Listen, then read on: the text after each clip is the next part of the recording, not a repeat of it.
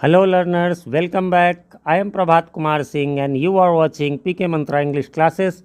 Today I have brought a video of Essentials of English Grammar and Composition by N.K. Agrawala of Goel Brothers publication, and this is the video of chapter 2 Subject and Predicate, and this is exercise 3 of this book. And this video the question says divide the following sentences into subject and predicate.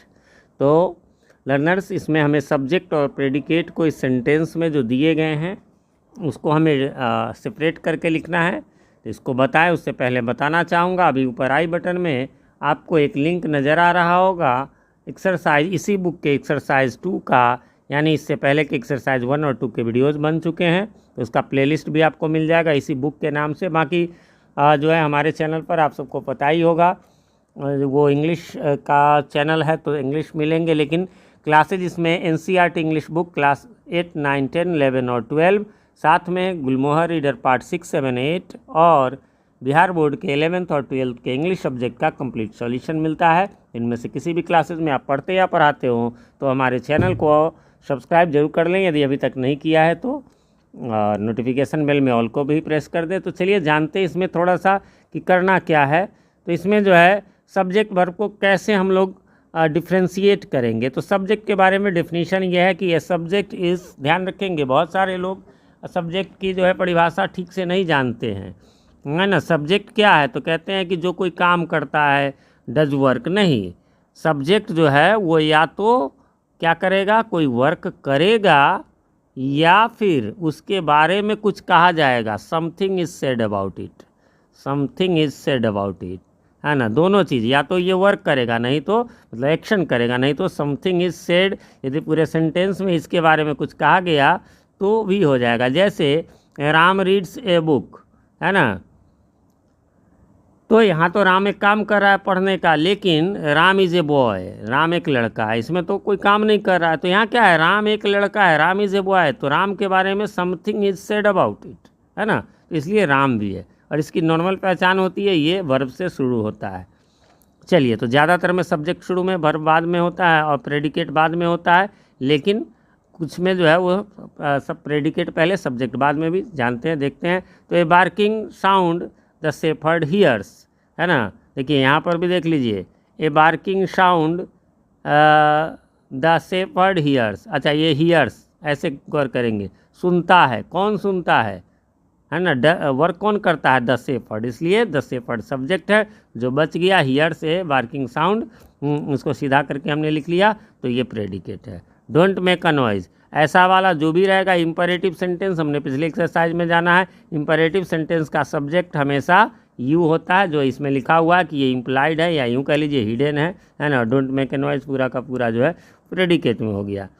The country is lovely in autumn, है ना। Country means, ध्यान रखेंगे, ग्रामीण क्षेत्र, गांव, देश नहीं समझेंगे, यहाँ अर्थ यही है।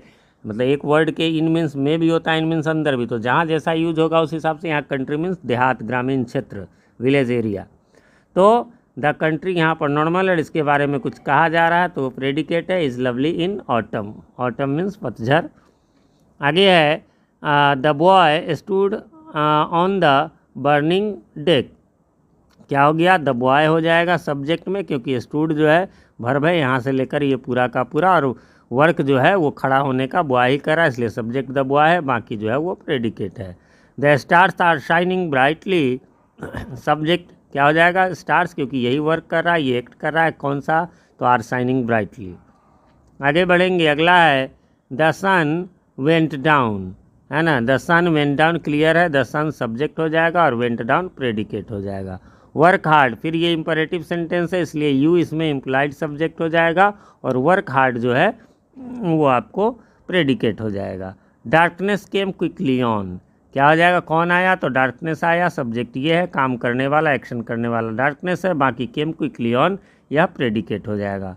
डाउन फेल द मैंगो, ध्यान रखेंगे वर्ब क्या है, फेल गिरने का, तो डाउन थोड़ी गिरा, मैंगो गिरा, कहाँ गिरा, तो डाउन गिरा, डाउन तो एडवर्ब है, इसलिए द मैंगो सब्जेक्ट होगा, और डाउन फेल जो है या फेल डाउन जो है वो आपको प्रेडिकेट हो जाएगा।